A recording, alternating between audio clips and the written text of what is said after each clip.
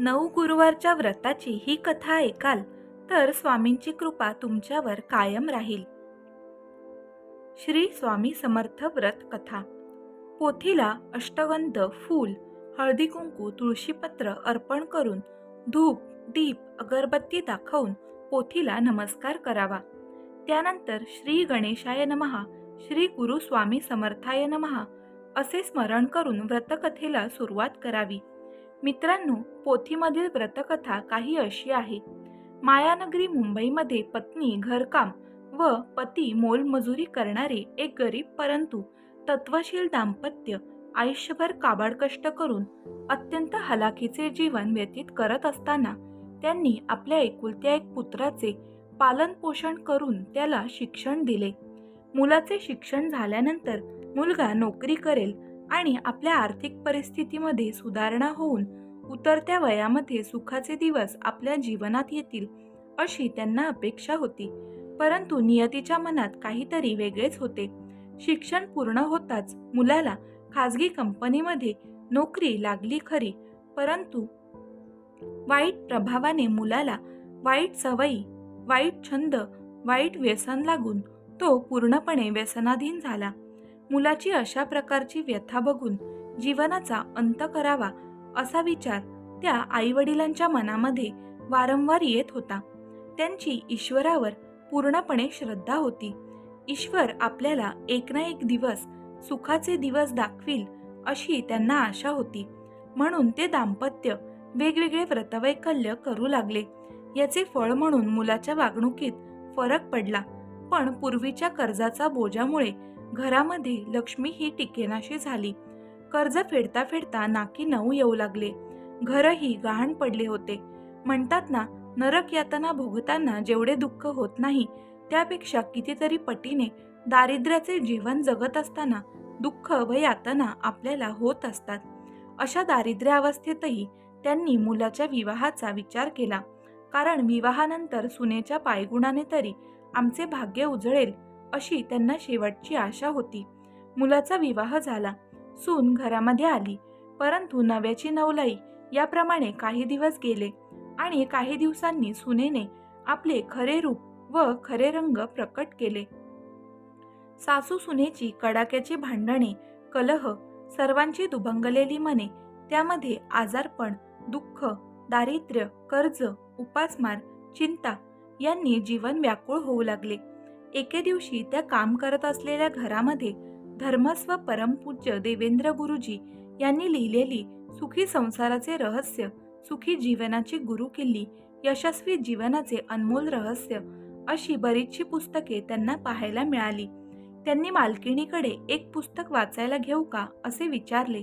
मालकिणीने घेऊन जा म्हणताच घरी कधी नेते आणि ते पुस्तक वाचते असे त्यांना झाले. पुस्तकाचे वाचन सुरू केले. वाचनाने त्यांचे मन चैतन्यमय झाले. जीवन जगण्याचा आशेचा किरण त्यांना दिसू लागला. गुरुजींना भेटून आपली जीवनगाथा सांगावी, मार्गदर्शन घेण्याची इच्छा त्यांना निर्माण झाली. म्हणून त्यांनी गुरुजींना फोन केला.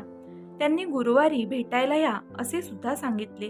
गुरुवारी दोघे पती पत्नी येऊन त्यांनी स्वामी समर्थांचे दर्शन घेतले आणि आपली जीवनव्यथा गुरुजींना सांगितली. तेव्हा दोघे सुद्धा खूप रडू लागले. त्या दाम्पत्याच्या जीवनात खूप दुःख होते. त्यांची व्यथा ऐकून आणि त्यांना स्वहस्तलिखित श्री स्वामी समर्थ 9 गुरुवारची व्रतकथा पोथी हातात देऊन 9 गुरुवारचे व्रत यथाशक्ती करण्यास सांगितले. त्यांनी भावभक्तीने श्रद्धापूर्वक 9 गुरुवारी व्रतकथेचे विधीपूर्वक पूजन करून वाचन केले. 9व्या गुरुवारी उद्यापन सुद्धा केले आणि हे वर्षभरातच त्यांच्या घरातील भांडणे, कलह शांत होऊ लागले. परिस्थितीमध्ये सुधारणा होऊ लागली. श्री स्वामी समर्थ या 9 गुरुवारच्या व्रतकथेने त्यांच्या जीवनामध्ये सुख, शांती आणि समाधान प्राप्त झाले. आपल्या जीवनात सुद्धा असे अनमोल क्षण यावेत, घरामध्ये सुखशांती नांदून समाधान प्राप्त व्हावे म्हणून हे स्वामी समर्थांचे 9 गुरुवारचे व्रत प्रत्येकाने श्रद्धापूर्वक भक्तिभावाने केलेच पाहिजे. पूर्वी कर्नाटक प्रांतामध्ये खेडमनोर गावातील चोळप्पा रामचंद्र नाईक नावाच्या भक्ताने पूर्वजन्मी स्वामींची अनन्यभावे सेवा केली होती. म्हणून त्यांच्या घरी पूर्वपुण्याई प्रत्यक्ष ब्रह्मांड नायक श्री स्वामी महाराज स्वतःहून येऊन विसावले होते. चोळप्पा हा एक खरोखरच भाग्यवान असा स्वामींचा भक्त होता. कारण देवाधिकांना सुद्धा ज्यांच्या चरणांचे दर्शन होणे हे दुर्लभ असे भगवान श्री स्वामी समर्थ चोळप्पाच्या घरी स्वतःहून आले होते. जर ब्रह्मांड नायक मूळ पुरुषाच्या केवळ चरण स्पर्शाने दर्शनाने अनेक कमलपुष्प फुलतात, जीवाचा उद्धार होतो, जीवाला मोक्षप्राप्ती होते, अशा स्वामी समर्थांचे दर्शन घडावे म्हणून योगी तपस्वी निराहार राहून मौन धरून, कुणी एका पायावर उभे राहून, कुणी आकाशाकडे पाहून, त्यांचा बिंदू रूपाची ध्यान करून, होम हवन करून, भजन कीर्तन अन्नदान तीर्थयात्रा, तर कुणी संसार सोडून संन्यास घेतो, असे पराकोटीचे स्वरूप असलेले अच्युत आनंद श्री स्वामी महाराज 18 विश्व दारिद्र्य नांदत असलेल्या चोळप्पांच्या भाग्योदय करण्यासाठी त्यांच्या घरी जणू काय कामधेनू रूपाने आले होते. श्री स्वामी समर्थ व्रतकथा संपूर्ण.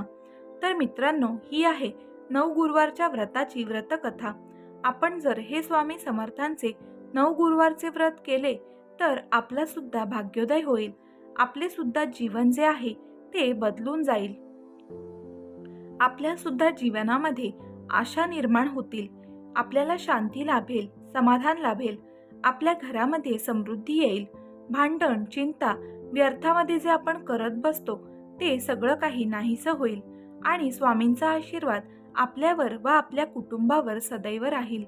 म्हणून प्रत्येकाने स्वामी समर्थांचे 9 गुरुवारचे व्रत हे नक्की करावे.